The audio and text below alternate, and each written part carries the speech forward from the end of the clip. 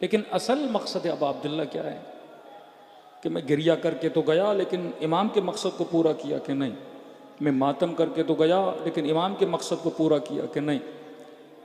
कई ऐसे जवान जो सुबह जंजीर जनी भी करते हैं लेकिन अगर फिर नमाज से गाफिल रह जाएं, इसका मतलब मैं अज़ा इमाम हुसैन को मना रहा हूँ पर मकसद अबा अब्दुल्ला अल हुसैन से क्या हो रहा हूँ, दूर हो रहा हूँ। कोई ख़ातून मजलिस इमाम हुसैन में आए लेकिन उसके सर के बाल नज़र आएँ, ये अज़ा इमाम हुसैन में तो आ रही है लेकिन ये सोचे मैं मकसद इमाम हुसैन को पूरा कर रही हूँ कि नहीं। कि कल मैंने कहा इमाम हुसैन फरमाते हैं इन यजीदियों ने अल्लाह की हुदूद को पामाल किया। मुझे ये देखना है मैं हुदूद इलाही का ख्याल रखता हूँ कि नहीं, मैं हलाल खुदा का ख्याल रखता हूँ कि नहीं, मैं हराम से परहेज़ करता हूँ कि नहीं। अगर ये चीज़ पूरी हो गई, अब कहा ये जो आंसू इसकी आंख से बहता है, इस आंसुओं की ख़रीदार जनाब सैयदा फ़ातिमा ज़हरा बन जाती हैं। वरना हिंदू भी इमाम हुसैन पर रोते हैं, एक शिया भी इमाम हुसैन पर रोता है। इन दोनों के आंसू में फ़र्क क्या है? एक आंसू सिर्फ इमोशनल आंसू है कि कोई इंसान सेंसिटिव, कोई इंसान दर्दनाक मंजर भी देख ले उसकी आंख से आंसू निकल आता है। तो कहाँ एक हिंदू का आंसू और कहाँ एक इस्ना अशरी शिया का आंसू। हाँ उसका भी अजर है लेकिन एक शिया जब रोता है, इन दोनों में बड़ा फ़र्क है क्योंकि ये सहीउल अक़ीदा होकर इमाम हुसैन पे रो रहा है, वो गलतुल अक़ीदा होकर इमाम हुसैन पे रो रहा है। तभी का कभी खुशी का आंसू, गम का आंसू, शौक़ का आंसू, नदामत का आंसू, तौबा का आंसू, गम का आंसू, मारिफत का आंसू, बसीरत का आंसू, हर आंसू की अल्लाह ने क्या रखी है, कीमत रखी है। इसी तरह जब आप झूला उठाते हैं, आप ताबूत उठाते हैं, जो 12 इमाम का मानने वाला है, इसके ताबूत उठाने का अजर, इसके नज़र देने का अजर और है। आप इंटीरियर सिंध में चले जाएं, हमारे हिंदू बरादरी भी आती है और वो आके झूलों पे नज़र बांधती है, लेकिन क्या वो मारिफत इमाम हुसैन रखता है कि नहीं? या उसने 4 लोगों से सुना है कि अगर इस झूले पे जाओगे तो खुदा अली असगर के सदक़े मसलन औलाद देता है, हज़रत अब्बास की नज़र मानोगे तो खुदा हज़रत अब्बास के सदक़े में ये देता है। वो लालच का आना है। अगर सहीउल अक़ीदा होता तो उस मज़हब को वो क्या करता, एक्सेप्ट करता। अब एक मोजज़ा किया जाता है ताकि इसके वजूद के अंदर एक चिंगारी जलाई जाए, ताकि ये सोचे और गौर व फिक्र करे, कम अज़ कम इस करामत और मोजज़े के ज़रिए से मकतब अहले बैत में आ जाए। अब यहाँ पे एक शिया जवान जब झूला उठाता है, इसका अजर और है क्योंकि इसके दिल में लालच नहीं है कि मैं नज़र तो कर रहा हूँ, अब अगर अहले बैत देंगे फिर भी हम अहले बैत को मानेंगे, अहले बैत नहीं देंगे फिर भी हम अहले बैत को मानेंगे। हम अहले बैत को मानने के लिए किसी मोजज़े के मोहताज नहीं हैं, हम अम्बिया को मानने के लिए किसी करामत के मोहताज नहीं हैं। अगर अक्ल एक चीज़ को साबित कर रही है हम उस चीज़ को एक्सेप्ट कर लेते हैं। तभी मैंने कई बार आगा अमीनी का वाक़या सुनाया कि फरमाते हैं इतने दिनों से अमीरुल मोमिनीन के हरम में जा रहा हूँ लेकिन हाजत कबूल नहीं हो रही। वहीं पे एक अरब का बद्दू अनपढ़ आदमी हरम अमीरुल मोमिनीन में आता है, वज़ू नहीं किया, अदब नहीं, इज़्न दुखूल नहीं पड़ा और उसके हाथ में एक पैरालाइज बच्चा है। उसने अमीरुल मोमिनीन की ज़री के सामने रखा और कहा, या अबल गौस, ए फरियाद रस, मेरे बच्चे को शफा दे। शफा दोगे तो ठीक, लेकिन अली अगर तुमने शफा नहीं दी मैं फिर तुम्हारे हरम में नहीं आऊँगा। अमीनी कहते हैं मैं सोच रहा था मैं आलिम, मैं मुसन्निफ़, मैं किताबें लिखने वाला, मैं हौज़े नजफ़ में तालीम हासिल करने वाला, मैं बाअदब होके बावुज़ू होके अमीरुल मोमिनीन के हरम में आया हूँ, 10 दिन से आ रहा हूँ, मुझे हाजत नहीं मिल रही। और ये अजीब बंदा है, कहता है एक लम्हे में आया है और अमीरुल मोमिनीन से कुछ लेके जाना चाहता है। कहता है ये सोचा ही था। तो वो बच्चा जो पैरालाइज था, जो ज़मीन पे पड़ा हुआ था, मैंने देखा अपने कदमों पे खड़ा हो गया और चलते चलते अपने बाप के सीने से लग गया। कहता मैं परेशान हो गया, मौला मैं इतने दिन से आ रहा हूँ मुझे नहीं मिल रहा, ये अरब बद्दू है, ये अनपढ़ आदमी है, इसे आपने इतनी जल्दी दे दिया। कहता मैं घर चला गया, रात को ख्वाब के आलम में अमीरुल मोमिनीन की ज़ियारत हुई। इमाम ने फरमाया अमीनी अपने मौला से शिकायत नहीं किया करते क्योंकि वो कमज़ोरुल अक़ीदा था। अगर शफा न देते वो कभी फिर अली के दरवाजे पे न आता। लेकिन अमीनी हमें तुझ पे इतना भरोसा है, चाहे तुझे दें तब भी अली को नहीं छोड़ेगा, चाहे तुझे न दें तब भी तो अली को नहीं छोड़ेगा।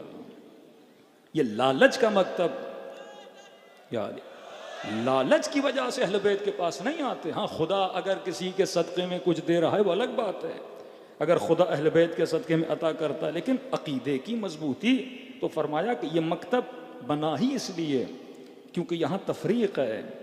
तफरीक किस चीज़ की है? अगर साहिब मारिफत बनोगे तो फरमाया फिर खुदा तुम्हें क्या देता है, अजर देता है। ये रात दुआ की रात है, ये रात इबादत की रात है। मौजू रहा कि आशूरा और इस्लाह मुआशरा।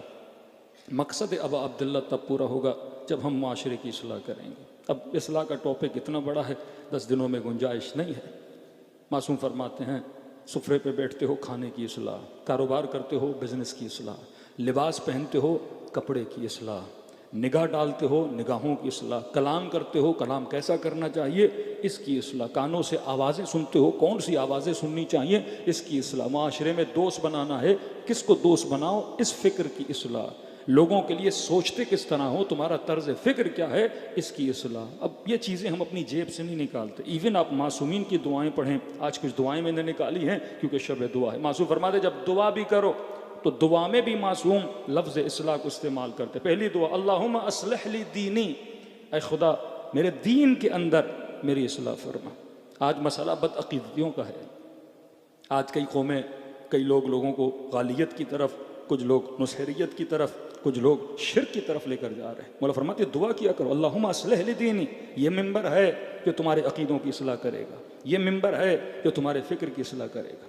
छोटी छोटी उम्र के ज़ाकिर पंजाब में आ जाते हैं मिंबरों पे, कभी कोई हज़रत जिब्राइल की तौहीन कर रहा होता है। अल्लाह ने कुरान में अलल एलान लानत भेजी है कि जिब्राइल के दुश्मन पे लानत, ऐ मोहम्मद तेरे दुश्मन पे लानत। ये अल्लाह का वाहिद मलक है जिसका नाम लेके खुदा कहे, लेकिन आज मिंबर पे आके हम समझते हैं कि अमीरुल मोमिनीन की फजीलत यह है अगले बंदे को घटाया जाए।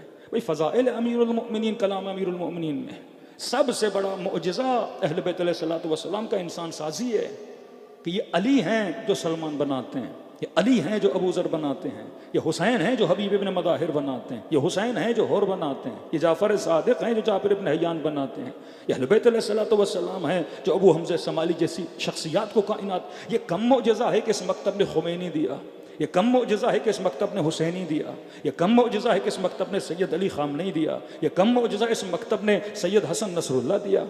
ये इस मकतब का कम, ये मुअजिज़ा अहले बैत अलैहिस्सलातु वस्सलाम है कि ऐसे ऐसे बड़ी बड़ी शख्सियात उन्होंने दुनिया, इंसान साजी अंबिया का काम था, बिल्डिंग साजी नहीं, इंसान बनाना, ऐसे इंसान बनाना कि एक इंसान पूरे माशरे को इस्लाह की तरफ ले जाए, रेवोल्यूशन को कायम कर दे, एक ज़कज़की 12 मिलियन लोगों को शिया बना दे, ये इस्लाह माशरा। ये अहले बैत का कमाल था, ये मुअजिज़ा अहले बैत अलैहिस्सलातु वस्सलाम है। लेकिन क्योंकि हम एक महदूद चुटकुलेबाजी में पड़ जाएं और लोगों के अकीदों को ख़राब कर दें, छोटी छोटी बातों पे लोग लड़ पड़ते हैं। अभी बता रहे मौलाना सिर्फ इस लफ्ज़ पे कि मौला अली की 13 रजब को विलादत है। अब इसी बहस विलादत है, आमद है, ज़हूर है। अब कोई विलादत कहे तो ज़हूर वाले कहते हैं आप गलत कह रहे हैं। लफ्ज़ों में पढ़ के अब दिखाया ही जाए कि भाई हम क्यों अहले बैत का अदब करते हैं। अगर आपने विलादत बोला तो बेअदबी है। हमेशा मैंने फिक्र किस चीज़ से लेनी है, अहले बैत अलैहिस्सलातु वस्सलाम से। पहली बात, आप जो लफ्ज़ इस्तेमाल करते हो वो रिवायत में है, वो कुरान में है। हजरत वुलिद तो जिस दिन में पैदा हुआ, अमीरुल मोमिनीन की रिवायात में लफ्ज़ विलादत है, इसमें कौन सी तौहीन है। हाँ, अहले बैत ये फरमाते हैं हमारी विलादत तुम्हारी तरह नहीं है। फरमाया कि कभी भी हमारी कैफियत विलादत में गुफ्तगू न किया करो, सख्ती से अहले बैत सल्लम ने मना किया। कई ऐसी चीज़ें हैं जिससे तुम्हारा लेना देना नहीं है। तुम्हारा लेना देना इससे कि अमीरुल मोमिनीन तुझे क्या दिया। इस बहस में पढ़ोगे कहीं नहीं पहुंचोगे, न दीन का मसला है न ईमान का मसला है। ऐसी फजूल बहसें जिसमें इंसान का दीन, अकीदा, ईमान क्या हो जाए, तबाह हो जाए। लोग रसूल खुदा के पास आते थे, या रसूल अल्लाह हज़रत मूसा की मसलन नानी का नाम क्या था। भाई उसका नाम जान के आपके दीन में इजाफा होना है। हज़रत मूसा ने जो इज्तिहा बनाया था जिस लकड़ी से, और जो इज्तिहा बना था वो नर था या मादा था। भाई इससे आपके दीन का, ईमान का कोई लेना देना है कि नहीं है। असल जिस चीज़ से तुम्हारी आखिरत बनेगी वो अमल है। ये देखो कि अहले बैत ने क्या कहा, अहले बैत ने क्या किया, अहले बैत किस रास्ते पे चले, सलमान कैसे सलमान बना, अबू ज़र कैसे अबू ज़र बना, ये तुम्हारा लेना है। क्योंकि हम मासूमीन की दुआओं से दूर हैं। आज एक शिया जवान जितनी शायरी सुनता है इतना इमाम ज़ैनुल आबिदीन का सहीफ़े सज्जादिया नहीं पढ़ता। आज जितना हम खुद तख्लीकी वर्ड्स खतीबों के सुनते हैं, उनकी अपनी बनाई हुई बातें जितनी सुनते हैं, इतना हम कलाम मासूम को नहीं पढ़ते। पूरा साल कितनी बार तुम नहजुल बलागा पढ़ते हो, कितनी मरतबा खुतबात इमाम हुसैन को पढ़ा है, कितनी मरतबा कलाम अहले बैत को पढ़ा है, कितने इमाम छठे इमाम की ज़िंदगी को आपने पढ़ा है। जब कलाम मासूम में पढ़ोगे तो मशरब मासूम को समझोगे। कलाम मासूम का मतलब है मासूम की सोहबत में रहना। तो फरमाया दुआ कर, दुआ ही तुम्हारी ज़िंदगी को बना। ये दुआ है, खुदा से मांगोगे तो अस्लह ली दीनी, ऐ खुदा मेरे दीन की इस्लाह फरमा। फिर फरमा वस्लह ली फी दुनिया, सिर्फ दीन की नहीं, ऐ खुदा सही। दूसरी चीज फरमाया वस्लह ली दुनिया, ऐ खुदा मेरी दुनिया को बना। क्यों बना? क्योंकि अल्लाह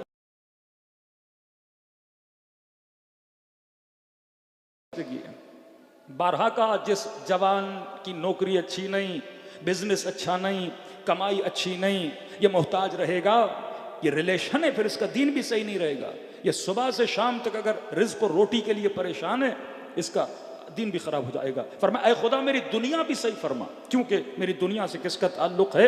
मेरे माश का ताल्लुक है। रब्बना आतिना फि दुनिया हसन व फिल आखिरति हसन। ये कमाल कुरान है। जितनी मरतबा कुरान में लफ्ज़ आखिरत, उतनी मरतबा लफ्ज़ दुनिया आया। मतलब तुमने इक्वल होके चलाना है। मोमिन की दुनिया भी अच्छी होनी चाहिए, मोमिन की आखिरत भी अच्छी होनी चाहिए। ये अलग टॉपिक है। निज़ाम दज्जाल क्या है? वो सिर्फ कहता है दुनिया बना। निज़ाम इमाम ज़माना क्या है? दुनिया भी बना, आखिरत भी बना। निज़ाम दज्जाल में जब फैसले किए जाते हैं, एक आंख के फैसले होते हैं, सिर्फ मद्देनज़र दुनिया होती है। दो मीम जवान याद कर ले, मैंने कई मजालिस में कहा, एक मीम माद, एक मीम माश। आगे जुमला आता है वो अस्लह ली आखिरती, ऐ खुदा मेरी दुनिया को बना, क्योंकि दुनिया से मेरा माश जुड़ा हुआ है, मेरा माल जुड़ा हुआ है, मेरी इकोनॉमिक को इख्तिसाद जुड़ा हुआ है। फिर फरमाया वह अस्लह ली आखिरती, मेरी आखिरत को बना, अल्लती इलैहा मादी, आखिरत बना क्योंकि आखिरत से मेरा माद जुड़ा है। अगर दुनिया बन गई लेकिन क़यामत बिगड़ गई, इस दुनिया का फ़ायदा क्या? अगर दुनिया बनी लेकिन मेरा माद न बना। दो मीम, मीम माद, मीम माश, ये दो मीम याद रखें। माद का मतलब इकोनॉमिक, माद का मतलब क़यामत, माश का मतलब इकोनॉमिक, इख्तिसाद, पैसा। मौला फरमाते दोनों को बना। निज़ाम दज्जाल कौन सा निज़ाम है? एक आंख वाला निज़ाम। कौन सी आंख? पैसे की आंख, माश की आंख। दोस्ती करेगा पैसे की बुनियाद पे, मुल्कों से ताल्लुकात पैसे की बुनियाद पे। अमेरिका इसराइल की सपोर्ट कर रहा है पैसे की बुनियाद पे। मुसलमान को मुसलमान से लड़ाया जा रहा है क्योंकि असले की फैक्ट्रियां हैं, ये बेची जाएंगी, उनकी इकोनॉमिक मजबूत होगी, उनका माल आ जाएगा। फिल्म इंडस्ट्री पैसा, दोस्तियां पैसा, ताल्लुकात पैसा, MP MNA, सीटें वीटें, सब चीज़ क्या है? पैसा है। अब उनके मुआशरे इतने कंट्रोल्ड मुआशरे क्यों हैं? क्योंकि वहाँ लोगों को कंट्रोल आखिरत की बुनियाद पे नहीं किया जाता, माल की बुनियाद पे किया जाता है। यही पाकिस्तानी बच्चा जब पाकिस्तान में कराची के रोड पे गाड़ी चलाता है, ये सिग्नल तोड़ता है। और यही बच्चा जब UK जाता है, यूरोप जाता है, ऑस्ट्रेलिया जाता है, सिग्नल के पीछे खड़ा हो जाता है। भाई तुम्हें किसने रोका? किसने तुझे ऑर्डर दिया? वहाँ तुम मुहज्जब नहीं थे, यहाँ तुम मुहज्जब कैसे बना? वहां कचरा तुम रोड पे फेंक रहे थे, यहां तुम एक छोटा सा कचरा भी रोड पर नहीं फेंकते। ये कौन है जो इसके वजूद को कंट्रोल कर रहा है? ये कौन सी आंख है जिससे ये खौफ ज़दा है? क्या ये अल्लाह की आंख है या ये दज्जाल की आंख है? दज्जाल की आंख पैसे की आंख है। किस आंख से डरता है? उस कैमरे की आंख से डरता है जो सिग्नल पर भी लगी है, जो रोड पर भी लगी है। क्या मौलाना यहाँ से पैसा कमाने के लिए वहां गया और अगर मैंने एक सिग्नल तोड़ा $50 देने पड़ेंगे, $400 देने पड़ेंगे। दुबई का सिग्नल तोड़ा 500 दिरहम देने पड़ते हैं। अब कहता मैं माल कमाने आया, अब सिग्नल तोड़ूंगा तो नुकसान किसको है? माल को है। तो इसे फिक्र किसकी है? माल की फिक्र की वजह से ये सिग्नल नहीं तोड़ता। लेकिन एक दूसरी आंख है जिसे कहते हैं अल्लाह की आंख है। इमाम हुसैन के पास जवान है, मौला मैं गुनाह की आदत है, गुनाह को छोड़ना चाहता हूं लेकिन छोड़ नहीं पा रहा। इमाम ने फरमाया 2 काम जाके कर, उसके बाद तेरी मर्जी है, जाके गुनाह कर। का मौला कौन से कहा? ऐसी जगह गुनाह कर जहां खुदा की आंख तुझे न देखे। दूसरा फरमाया कि अल्लाह का रिज़्क़ खाना छोड़ दे। का मौला नामुमकिन है? कि जब नामुमकिन है तो फिर गुनाह को छोड़ दे। इमाम जिस आंख को कवी करेंगे वो कौन सी आंख है? आखिरत की आंख है। ये तको तो ना कमरे में बैठा है अल्लाह की नाफरमानी, क्योंकि एक आंख तुझे देख रही है, हुज्जत खुदा की आंख है। एक आंख तुझे देख रही है, अल्लाह की आंख है। ये कौन सी आंख है? ये क़यामत की आंख है। उस खौफे क़यामत से ये गुनाह नहीं करेगा। दुनिया कंट्रोल करती है सिर्फ माल के जरिए से। वो ये नहीं कहते सिग्नल तोड़ोगे तो आखिरत में नुकसान होगा। वो ये नहीं कहते अगर किसी को एब्यूज़ करोगे या किसी औरत को नुकसान दोगे, किसी बच्चे को नुकसान दोगे, कोई ज्यादती करोगे तो कहते हैं जेल में जाना पड़ेगा, इतना फाइन आपको लगना पड़ेगा। तो पैसे के खौफ से ये एथिकल बन जाता है, पैसे के खौफ से ये अखलाकमंद बन जाता है। तो उनके मुआशरे अगर एथिकल हैं, बाअखलाक हैं, तो किस लालच में और किस खौफ की वजह से? पैसे के खौफ की वजह से। लेकिन आओ करबला के मैदान में, आओ अरबईन के दिनों में, ये मौक़िफ़, ये लोगों की खिदमत, यहाँ लालच पैसे की लालच नहीं है, यहाँ एक आँख है जिसकी वजह से खिदमत की जा रही गई है और वो आंख हुसैन इब्ने अली की आंख है, वो इमाम ज़माना की आंख है। क्योंकि मेरा मौला देख रहा है मैं अच्छा बनूंगा, क्योंकि मेरा खुदा देख रहा है मैं अच्छा बनूंगा। तो फरमाए दोनों चीज़ें जवानों के अंदर होनी चाहिए। अल्लाहुम्मा अस्लिह ली दुनियाई, मेरी दुनिया की इस्लाह फरमा क्योंकि दुनिया में रिलेटेड है मेरा माश। अल्लाहुम्मा अस्लिह ली आखिरती, मेरी आखिरत की इस्लाह फरमा क्योंकि आखिरत से रिलेटेड है क्या, ऐ खुदा मेरी क़यामत। फिर दुआ फरमाया रब्बे अस्लिह, इमाम बाकर फरमाते रब्बे अस्लिह फी नफ्सी, ऐ खुदा मेरे नफ्स की इस्लाह फरमा। इस्लाह नफ्स, करबला इस्लाह नफ्स का नाम है। हुर बना क्योंकि हुर ने अपने नफ्स की इस्लाह की, ज़ुहैर बना क्योंकि अपने नफ्स की इस्लाह की, बेअन्नहा अहम्मुल अनफुस, क्योंकि कायनात के सबसे अहम तरीन नफूस में से अगर कोई नफ्स खुदा ने बनाया है अहम, वो ये नफ्स है। फरमा इसकी इस्लाह फरमा। फिर फरमाते अस्लह ली अहल बैती व अस्लह ली ज़ुर्रियती, पांचवें इमाम, ऐ खुदा मेरी ज़ुर्रियत मेरी नस्ल की इस्लाह फरमा। क्यों? इन्नहुम अज़ुदी, क्योंकि ये मेरे बाजू हैं। एक इंसान के पास माल हो, दौलत हो, पैसा हो, बड़ा घर हो, बड़ी गाड़ी हो, लेकिन अगर उसके बाजू शल हो तो इस गाड़ी का क्या फ़ायदा। फरमाया नस्ल अज़ुद की मानद है। अल्लाह तुम्हें सब दे लेकिन बेटा तेरा शराबी बन जाए, अल्लाह तुम्हें सब दे लेकिन बेटी तुम्हारी फिस्क व फुजूर में पड़ जाए, तो कहा कि खुदा मेरी नस्ल की भी इस्लाह फरमा क्योंकि फ़इन्नहुम अज़ुदी, ये तुम्हारे बाजू हैं। इमाम हुसैन सारी मुसीबतें झेल रहे हैं लेकिन एक खुशी है कि खुदा ने अकबर जैसा बेटा दिया है, खुदा ने कासिम जैसे भतीजे दिए हैं, खुदा ने अब्बास जैसा भाई दिया है। हुसैन इन बाजुओं पे फ़ख्र कर रहे हैं और दुश्मन की कोशिश है कि हुसैन के बाजुओं को काटा जाए। फिर फरमाए वास्लह ली अहल बैती, ऐ खुदा सिर्फ मेरी ज़ुर्रियत नहीं जो मेरी नस्ल से उसकी इस्लाह फरमा, नहीं मेरे जितने घर वाले हैं, मेरे जितने फैमिली मेम्बर्स हैं, ऐ खुदा इनकी भी इस्लाह फरमा। क्यों? फ़इन्नहुम लहमी व दमी, क्योंकि ये मेरा गोश्त है, क्योंकि ये मेरा खून है, इनकी इस्लाह फरमा। फरमाया व अस्लह ली जमाअत अखुवती, ऐ खुदा जितने मेरे मुसलमान भाई बहन हैं अहले बैत ने किसी को नहीं भूलने दिया दुआ में, बच्चों के लिए, ख़ानदान के लिए, नफ्स के लिए, दुनिया के लिए, आखिरत के लिए। फिर फरमाया जमाअत अखवती, ऐ खुदा ये जो मेरे मोमिन भाई हैं, ये जो मेरे शिया भाई हैं, ये जो मेरे मुसलमान भाई हैं, इनकी भी क्या फरमा, इस्लाह फरमा। फरमाया फ़इन्न सलाहुहुम सलाही, क्योंकि अगर इनकी इस्लाह हुई तो इनकी इस्लाह से किसे फ़ायदा है, मुझे फ़ायदा। अगर मेरे मुआशरे में कोई शराबी घूम रहा है तो उसका नुकसान मुझे है।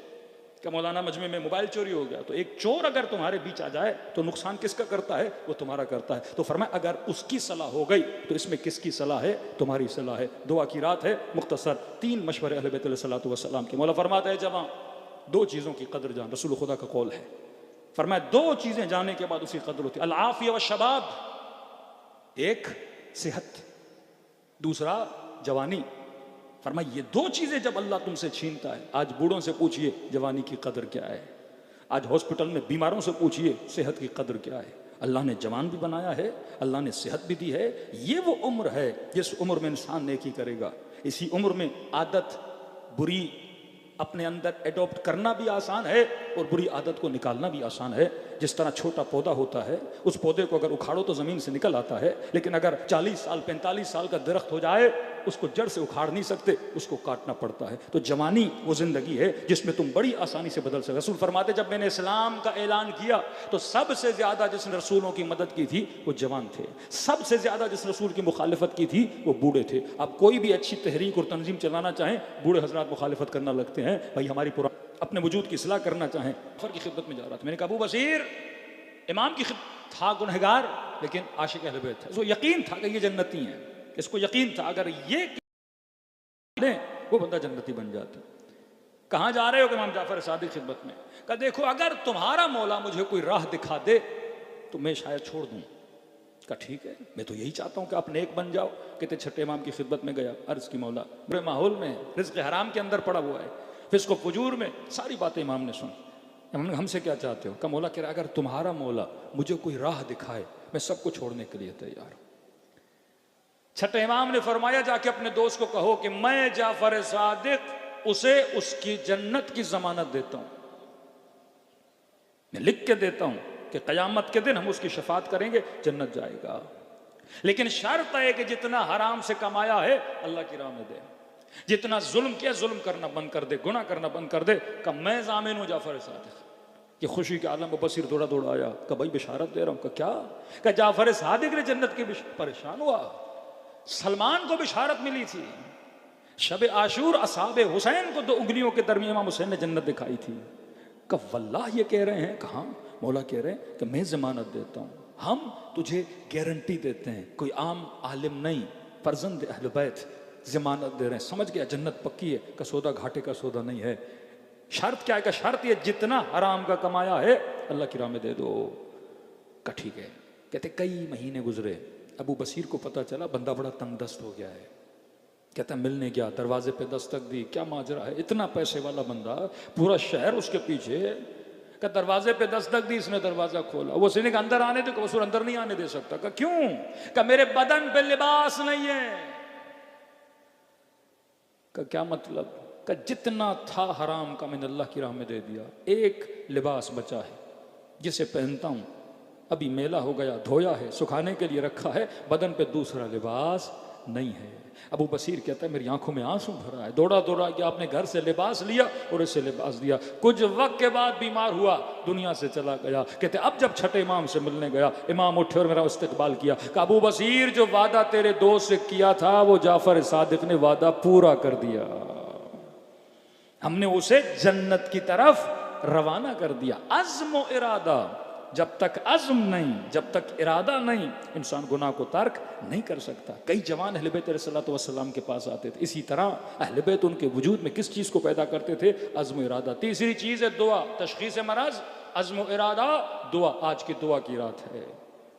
कहे खुदा अगर तेरा फजल व करम न हो मैं फर्श अज़ा पे न होता, अगर तेरा फजल व करम न होता मैं हुसैनी न होता, अगर तेरा फजल व करम न होता मेरे दिल में अली और आले अली की मोहब्बत न होती। ये किसका फजल व करम है? ये परवरदिगारे आलम का। लौला फजलुल्लाह, अगर खुदा का फजल न होता। फरमाया तीसरी चीज दुआ है। चौथी चीज आदत, चौथी चीज अमल और तिकरार अमल।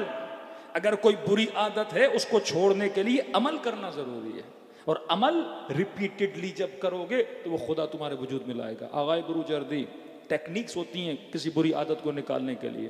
कहते हैं आप बुरूजर्दी के लिए मशहूर है, फुक़हा फरमाते हैं इनको गुस्सा बहुत आता था। कहते हैं मैंने नजर की अब अगर गुस्सा करूंगा तो 1 साल में रोजे रखूंगा। कहते इतनी सख्त नजर की अपने नफ्स के लिए, उसके बाद मैंने रोजा नहीं रखा। एक जवान आया किसी मौलाना के पास, मौलाना सुबह की नमाज पढ़ना तो चाहता हूँ, उठ नहीं पाता। भाई क्यों? अलार्म रखो। का अलार्म भी रखता हूँ लेकिन उठता हूँ फिर बंद कर देता हूँ, फिर सो जाता हूँ। करते क्या हो? का टैक्सी चलाता हूँ।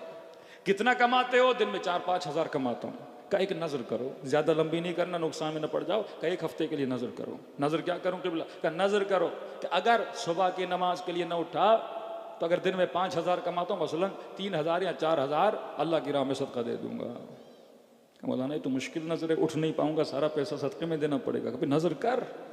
अगर तुमने अपने अंदर कोई अच्छी आदत पैदा करनी है तो अज़्म इरादा प्लस में कुछ करना पड़ता है। कहता मैंने इरादा किया, 2-3 दिन के बाद हाँ भाई क्या हाल है, नमाज पढ़ते हो? कि वो पहले दिन से ही पढ़ रहा हूँ। क्या कैसे? का मौलाना आपने नजर करवाई, पहली रात तो मुझे नींद ही नहीं आई कि सो जाऊंगा तो मुझे 4-5 हज़ार देने पड़ेंगे। अब इतना खौफ मेरे अंदर पैदा हो गया पैसे की वजह से, माश की वजह से, मैंने अपने माद को बचा लिया। ये टेक्निक्स ऑफ अहलुल बैत सल्लल्लाहु वसल्लम है कि कभी कभी अपने नफ्स को सजा भी दिया करो। रोज़ा सिर्फ ये नहीं कि मासूम की विलादतें रख लूँ, मासूम की शहादतें रख लूँ, कभी कभी रोज़ा अपने नफ्स को सजा देने के लिए। आयतुल्लाह उल उज़्मा दस्तगीब के पास एक शख्स है, मौलाना मुझे मेरा वेट बढ़ता जा रहा है, वजन बढ़ता जा रहा है, क्या करूँ? अब जाहिर वजन इसलिए बढ़ता है इंसान ज़्यादा खाता है। तो इन्होंने कहा काम करो, जब सुफरे पे बैठो खाना खाओ, 1 लुकमा जब मुंह में डालो, 1 सूरह इन्ना अंज़लना पढ़ा करो। अब का पहले में असलन में 1 मिनट में 6 लुकमे खा जाता था, अब क़िबला के कहने पे 1 ही लुकमे पे 1 इन्ना अंज़लना पढ़ना था। तो इससे मेरी सेहत भी अच्छी हो गई और हर इन्ना अंज़लना के एवज में परवरदिगार आलम ने मुझे अजर भी देना शुरू कर दिया। तो इबादत के साथ इबादत, दुनिया के साथ दुनिया। तो इंसान अपना अज़्म, इंसान अपना हौसला, इंसान अपना इरादा मजबूत करता है तो फरमाया तब जाके अपनी इस्लाह कर पाता। आज मुआशरे में मसला इस्लाह का मसला है। मुआशरा सुधर गया, एक सोसाइटी बन जाती है। क्यों शिया सबसे अलग हैं? क्योंकि अहल बैत ने आपके मिजाजों को बदल दिया है। अब ये मिजाज अगर मिजाज हुसैनी बन जाए, अगर इसके अंदर ईसार का जज्बा आए। दूसरी चीज़ आगे नराकी फरमाते अगर बुरी आदत है तो उसका जिद अंजाम दो। जिद मतलब उसके अगेंस्ट करो। कोई बंदा कंजूस है तो का 5-6 दिन 7-8 दिन अपने घर में दावतें देना शुरू कर दो। तो कंजूसी क्या हो जाएगी, फौरन ख़त्म हो जाएगी। सखी बनना बड़ा आसान हो जाएगा तुम्हारे लिए।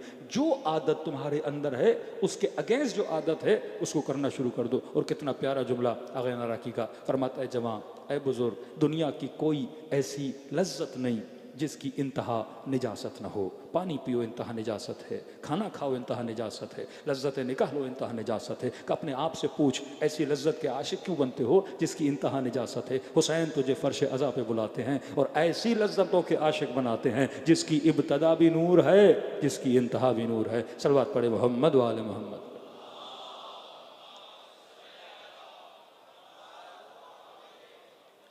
करबला का मतलब है कि देखो अज़्म इरादा कितना मजबूत था।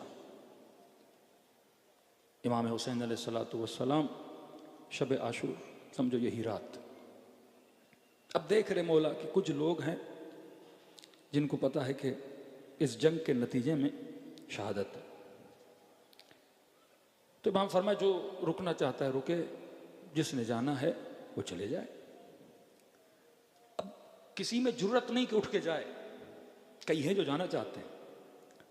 तो तारीख लिखती है कुछ लोग अपनी दाढ़ी के बाल दांतों में चबा रहे थे, कुछ अपना सर खुजला रहे थे। अब करें तो क्या करें। इमाम हुसैन समझ गए हैं कि शर्म की वजह से ये बंदा जा नहीं पा रहा।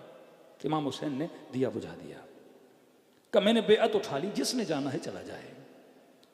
कहते 5-5 होके 10-10 होके जिसने जाना था उठ के चले गए। फिर इमाम ने दिया जलाया, कुछ असहाब बचे। फिर इमाम ने अपने रिश्तेदारों से खिताब किया, फरमाया अब्बास और उसके भाई अगर जाना चाहते हो तो चले जाओ। हुसैन ने बेअत उठा लिया। बेटा अकबर अगर तू भी जाना चाहता है तो चला जा। असहाब को मुखातब किया कि अगर तुम में से भी कोई जाना चाहता है तो चला जाए, क्योंकि ये जो लश्कर खड़ा है इनका मसला हुसैन से। अगर तुम लोग चले भी जाओगे इनका मसला तुमसे नहीं है, ये मुझे मारना चाहते हैं। और याद रखो यहां रुकोगे तो मौत है, शहादत है। यहां जनाबे बुरैर ने कुछ अल्फाज कहे जो तारीख ने सुनहरी करके लिखे। फरमाया मौला कैसी बातें कर रहे हैं, अगर मुझे कत्ल कर दिया जाए इरबन इरवा, फिर तलवारों से मेरे बदन के टुकड़े टुकड़े कर दिए जाए, फिर मुझे जला के राख बना के हवा में उड़ा दिया जाए मौला, फिर अगर मुझे पैदा किया जाए, कहा जाए हुसैन का साथ दोगे कि नहीं मौला, फिर उसी तरह आप पे कुर्बान होना चाहूंगा। चाहे ये मामला 70 मरतबा रिपीट होता रहे, बोला मैं आपको छोड़ने के लिए तैयार नहीं हूं। फिर इमाम हुसैन ने अपनी 2 उंगलियों के दरमियान को जन्नत दिखाई कि देखो आखिरत में तुम्हारा मकाम क्या है। शब आशूर कुछ सिपाही थे जो खेमों की निगरानी करते थे, कोई यजीदी आ न जाए। ये शख्स कहता मुझे कोई साया नजर आया एक साहबी इमाम हुसैन का। कहता मैंने साये का पीछा किया, जब आगे बढ़ा तो कोई और नहीं, अब अब्दुल्लाह थे, इमाम हुसैन थे। आहिस्ता आहिस्ता मौला के पीछे जाते, इमाम ने आगे से आवाज़ दी क्यों मेरा पीछा कर रहे हो। मौला पीछा नहीं कर रहा, मैंने साया देखा, मैं आपकी हिफाजत में चल रहा हूँ, दुश्मन हमला न करे। इमाम ने साहबी को कहा जरा आगे तो आगे आया, इसके हाथ को थामा। कहते बड़े प्यार से हुसैन ने मेरे हाथ में अपना हाथ डाला और चलते रहे चलते रहे। मुझे कहा उस रात चांद पूरा था और उस चांद ने सहराए करबला में अपनी रोशनी को डाला हुआ था। इमाम ने कहा वो पहाड़ियां नजर आ रही है। मैंने कहा जी मौला। फरमा उस पहाड़ी के पीछे एक भी यजीदी सिपाही नहीं है, तुम्हारे बच्चे हैं, जवान हो। मैं हुसैन रजा खुशी से कह रहा हूं, अगर जाना चाहते हो चले जाओ, मैं तुझे रोकूंगा नहीं, और पीछे कोई सिपाही भी नहीं। कहता मैं रो पड़ा। मैंने कहा मौला बार बार ऐसी बातें क्यों कर रहे हैं, नफ्सी लकल फिदा। मौला हम अपनी जाने आप पे कुर्बान करने आए, हम जब तक जिंदा हैं मौला ये हो नहीं सकता आपको छोड़ के जाएं। फिर कहते इमाम हुसैन पलटे बातें करते करते, मुझे कहा मुझे जरा बहन के खेमे में काम है, आप आगे जाइए। कहते मौला हुसैन मुझसे जुदा हुए अपनी बहन के खेमे में गए। अब मैं चलता जा रहा था तो बीबी ज़ैनब ने एक जुमला कहा, मैंने सुन लिया। जैसे इमाम हुसैन खेमे में गए तो बहन भाई से मिली और कहा कि हुसैन तुझे अपने असहाब पे भरोसा तो है, कल ऐसा ना हो कि ये छोड़ के चले जाएं। उस वक्त इमाम हुसैन ने फरमाया बहन ज़ैनब, अल्लाह ने जैसे सहाबी मुझे दिए ऐसे किसी को नहीं दिए। कहते ये सहाबी जैसे इसने सुना इसकी आंखों से आंसू पे सीधा हबीब इब्न मदाहिर के खेमे में गया। हबीब ने कहा इतना मुरझाए हुए क्यों? कहा हबीब अली की बेटी को हम पे भरोसा नहीं है। अपने भाई को कह रहे कहीं ऐसे ना हो ये छोड़ के चले जाएं। जनाब हबीब ने आवाज़ दी, जॉन, जुहैर, बुरैर, जमा हो जाओ। हज़रत अब्बास आए, हबीब क्या मसला है? कहा मौला ये हम असहाब का मसला है, बस आपसे दरख्वास्त है, हम अली की बेटी के खेमे के सामने आके जमा होना चाहते हैं। सारे के सारे आए, सैयदा ज़ैनब के खेमे के सामने जमा हो गए और आवाज देकर कहा, आकाज़ादी जब तक हम जिंदा हैं हुसैन के बदन पे आंच भी आने नहीं देंगे। आप इस चीज से मुतमईन रहें, जब तक हम जिंदा हैं। किस तरह इमाम हुसैन ने इनके कुलूब के अंदर मारिफत को पैदा किया। वहब कल्बी रास्ते में किस तरह आशिक हुसैन बना। कहता पानी खत्म हो गया, तलाश पानी में बाहर निकला बीवी को लेके, ढूंढते ढूंढते ऐसे किसी छोटे से खड्डे में थोड़ा सा पानी मिला, उससे अपना मश्क भरा, भरने के बाद फिर वापस गया माँ के खेमे की तरफ। कहता है हमेशा जब खेमे में आता था मेरी माँ मेरा इस्तेकबाल करती थी, कभी कोई शिकार लेकर जाता था, पानी खत्म तो पानी लेकर जाता था, ये खुद आती थी मुझे सीने से लगाती थी। अब जब खेमे में गया तो देखा माँ बैठी है, मेरे इस्तेकबाल में नहीं है, परेशान। अम्मा क्या बात है? मैं पानी लाया हूँ। आप पानी के लिए परेशान थी? सहरा है, ढूंढ ढूंढ के कहीं से मैं पानी लेकर आया हूँ। माँ ने कहा लाल मेरे करीब तो आ। आगे बढ़ा, देखा ज़ारो कतार रो रही है। अम्मा रो क्यों रही हो? कहा जरा उठ तो सही। उठाया, खेमे के पीछे ले गई, क्या देखा पानी का चश्मा जारी था। अम्मा यहां पानी नहीं, पानी कहां से आया? कि मेरे लाल यहां से काफिला गुजरा, एक नूरानी शख्स आया, खेमे के दर से आवाज दी, वहब की मां जरा खेमे के दर पे तो आ। कि जैसे दर पे आई, चेहरा नूरानी जैसे ईसा मेरे सामने खड़ा हो। कहा क्या परेशानी है? मैंने कहा रह गुजर, पानी नहीं, हम बड़े प्यासे हैं। कहा मुझे खेमे के बाहर ले गए, एक ठोकर मारी और चश्मा जारी हो गया। मैंने कहा नबी हैं? कहा नहीं, आखिरी नबी का नवासा हुसैन इब्न अली। और उसकी मौला में हूं तो फकीर, लेकिन आपने इतना कमाल कर दिया, चश्मा जारी कर दिया, मैं अपने खेमे में आपको दावत देना चाहती हूँ। कहा नहीं, हमें बहुत जल्दी, हमने जल्दी जाना है। कहा मुखद्दरात से मिल लूँ? इमाम ने कहा मिल लो। पूछते पूछते का कौन है यहाँ? इस बुजुर्गवार की कोई बड़ी रिश्तेदार। कहा ये खेमा उनकी बहन का है, आप उनसे जाके मिलें। कहती हैं बेटा खेमे का पर्दा हटाया, मैंने जिंदगी में मरियम सुनी लेकिन आज मैंने मरियम को देखा। इस तरह से अपने किरदार से, अपनी रफ्तार से इन्होंने इतनी इस्लाह की कि जब इसकी माँ की तरफ इसके बेटे का सर काट के फेंका जाता है, ये वही जुमले कहती है जो सैयदा ज़ैनब ने कहे थे। फिर अपने बेटे का सर उठा के यजीदी फौज की तरफ वापस पलट के फेंक दिए, कहती है मैं इनकी मानने वाली हूं जो अल्लाह की राह में एक बार दे दे वापस दोबारा लेते नहीं है। ये वो मकतब है जो बड़ी बड़ी शख्सियात को पैदा करता है। इस मकतब की फिक्र है और इस मकतब में तभी चल पाओगे जब अपनी इस्लाह करोगे। आज सख्त ज़रूरत है अक़ीदे की इस्लाह की, आज सख्त ज़रूरत है। मैं अज़ा तो कर रहा हूँ लेकिन अज़ा इमाम हुसैन अलैहिस्सलातु वस्सलाम, कभी कोई ऐसा काम न करूँ जो खिलाफ़ शरीयत हो, खिलाफ़ फ़िक़्ह हो। पंजाब में बहुत सारी बिदअतें, खिराफात जन्म ले चुकी हैं और पहले से थीं। अब कोशिश की जा रही है आहिस्ता आहिस्ता कराची में यहाँ के जवान के अंदर भी लाई जाएं, ताकि ये मकतबी जवान न बने, सिर्फ रस्मी शिया बाकी रह जाए। इमाम हुसैन हमें खोखली रसूमात से निकाल कर अक़ल का पाबंद बनाते हैं। दिलों को करबला की तरफ रवाना करें, सलाम करें उन हस्तियों पे जिन्होंने अपना सब कुछ राह खुदा में क़ुरबान कर दिया। फरमाया आज की रात है, अगर खुलूस से दिल से सलाम करो और मारिफत के साथ आंसू बहाए जाएं, परवरदिगार आलम इंसान के गुनाह कितने भी हों वो अहले बैत के सदक़े में माफ़ फरमाता है। छठे माँ फरमाता अभी तू रोया नहीं, तू रोना चाहता है। फरमाया तुम सब के सरों के पीछे मेरी दादी ज़हरा खड़ी हो जाती है, दुआ के लिए हाथों को बुलंद करती है, खुदा ये मेरे हुसैन का ज़ादार है। आज की रात जिस माँ की गोद में बच्चा है कल नहीं होगा। आज की रात जिस 4 साला बच्ची के सर पे बाप का साया है कल नहीं होगा। आज की रात जिसके पास कासिम है कल नहीं होगा। आज की रात जिसके सर पे चादर है कल की शाम इन चादरों को लूटा जाएगा। आज की रात बच्चियां बड़े सुकून से सो रही हैं, लेकिन कल की रात सोने के लिए कोई ज़मीन भी शायद इन बच्चियों के लिए मुहैया न हो। खुलूस से दिल से गम अहले बैत को याद करें। और सबसे बड़ी दुआ ज़हूर इमाम ज़माना की दुआ। जिन लोगों को अमाल करने IRC इमाम बारगाह में तकरीबन 3:15 बजे अमाल कराए जाएंगे, जो शिरकत करना चाहें आज की रात वहाँ के शिरकत कर सकते हैं सब मिलकर। अस्सलामु अलल हुसैन व अला अली इब्नुल हुसैन व अला औलादिल हुसैन व अला अस्हाबे। आवाज़ बुलंद होनी चाहिए सब मिलके। अस्सलामु अलल हुसैन व अला अली इब्नुल।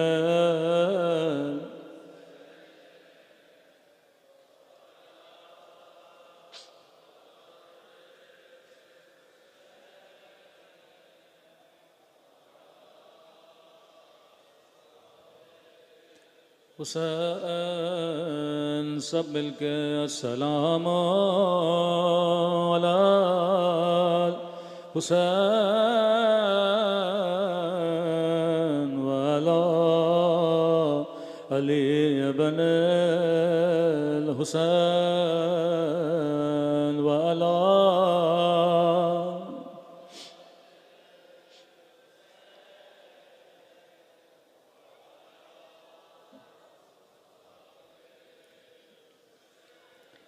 मेरा सलाम हो उस दर्द भरे मंजर पे जब हुसैन खैमों से खुदा हाफिज कर रहे थे। लश्कर यजीद के सिपाही कहते हैं 2 ऐसे शहीद थे जिनका खैमों से निकलना बड़ा मुश्किल था। कहता एक अली अकबर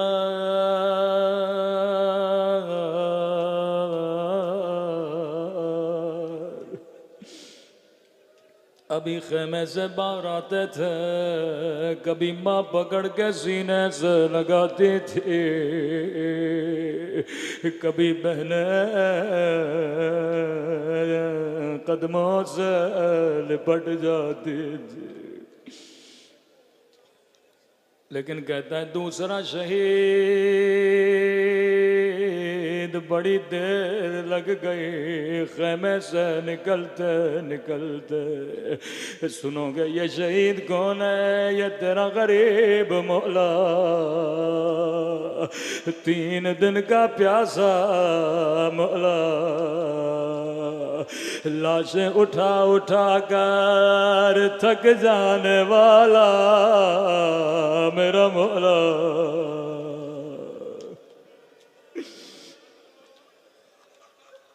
जब भी खेमे से निकलना चाहते थे, कभी बहनें लिपट जाती थी, कभी बच्चियों की आवाजें बुलंद होती थी। रिवायत के जुमले आए, जब बहन ज़ैनब से खुदा गाफिल करने लगे, खुदा गाफिल ज़ैनब कहते हैं सैयदा गशका के ज़मीन पे गिर गई। जब होश में आई इमाम ने सीने पे हाथ रखा, अल्लाह जाने कान में ऐसा क्या कहा। फिजा कहती है उसके बाद मैंने ज़ैनब को कभी बेहोश होते हुए नहीं देखा।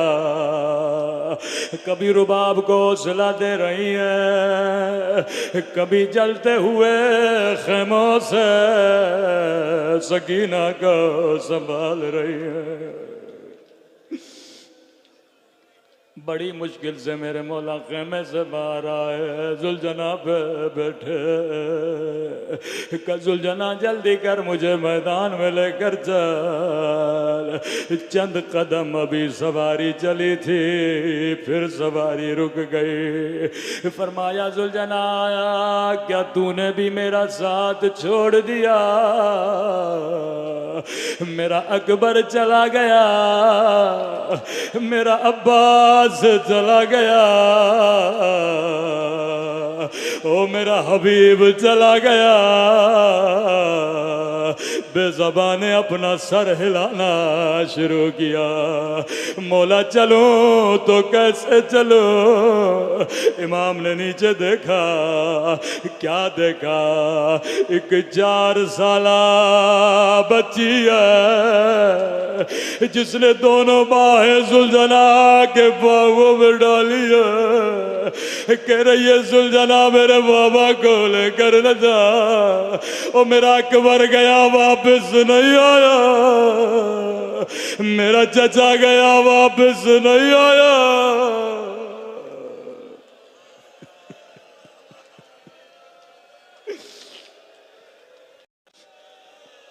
अल्लाह किसी बाप को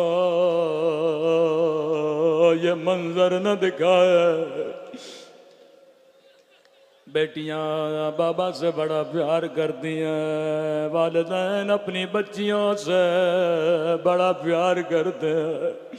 जुलझना से उतरे, सकीना को गोद में लिया। सकीना बाबा को जाने दे। नहीं बाबा, मेरा चचा गया वापस नहीं आया। अकबर भी यही बोल के गया था, वापस नहीं आया। का सकीना आखिरी बार बाबा के सीने पे सो जा। हुसैन खा के करबला पे लेट गए, अपनी बच्ची को सीने पे सुलाया। बच्ची ने सवाल किया, बाबा तेरे जाने के बाद मेरी किस्मत में क्या लिखा है? रावी कहता अचानक हुसैन उठे, बच्ची को सीने से उतारा। ओ नन्ना सा सर खा के करबला पे रखा। का सकीना तेरी किस्मत में यतीमे। सकीना बाबा के बाद अम्मा को तंग न करना कि मैंने बाबा के सीने पे सोना है।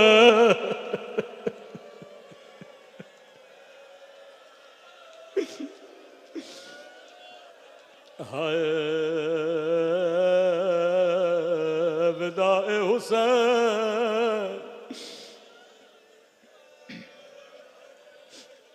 मेरे चौथे इमाम ने अपने साहबी को कहा, मौला सबसे ज्यादा जख्म करबला के किस शहीद के बदन पे थे? फरमाया मेरे बाबा के बदन पे 1000 से ज्यादा जख्म थे। मोमिन कहता है पूरी पूरी रात मुझे नींद नहीं आई। अगले दिन मौला की खिदमत में आया, मौला बदन पे इतनी जगह नहीं है, 1000 जख्म है। का सच कह रहे हो? लेकिन मेरे बाबा के बदन पे थे। मौला कैसे? फरमाया रिबहुन अला रिब, एक जख्म पे दूसरा जख्म था। जिसके हाथ में पत्थर था उसने बाबा को पत्थर मारा, जिसके हाथ में नेजा था उसने बाबा को नेजा मारा।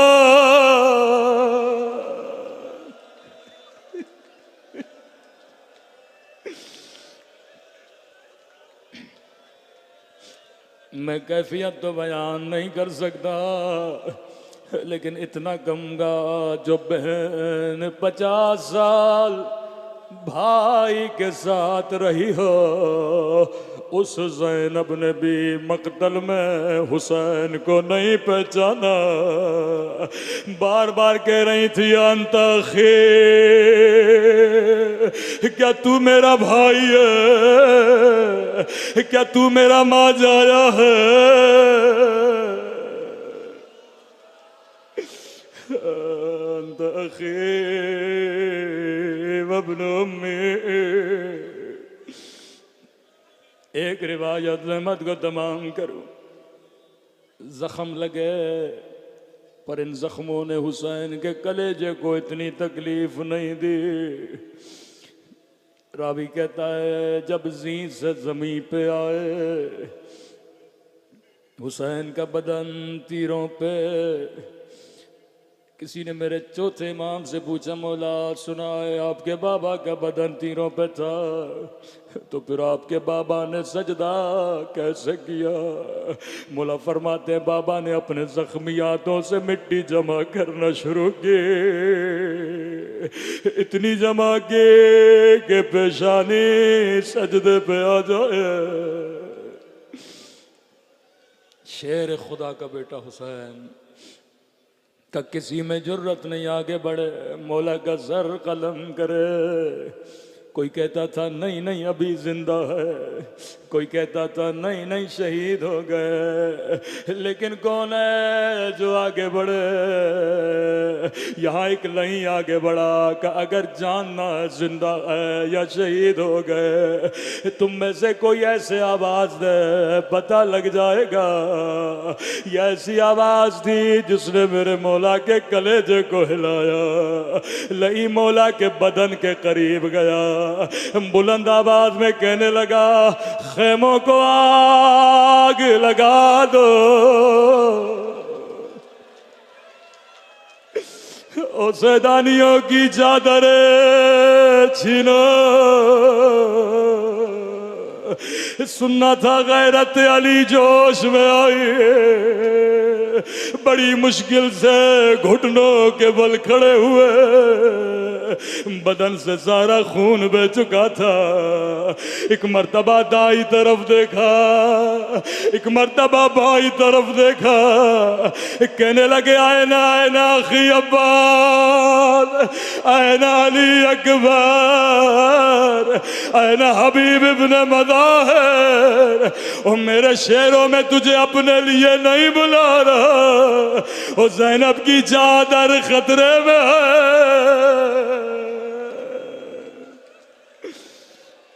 अल्लाह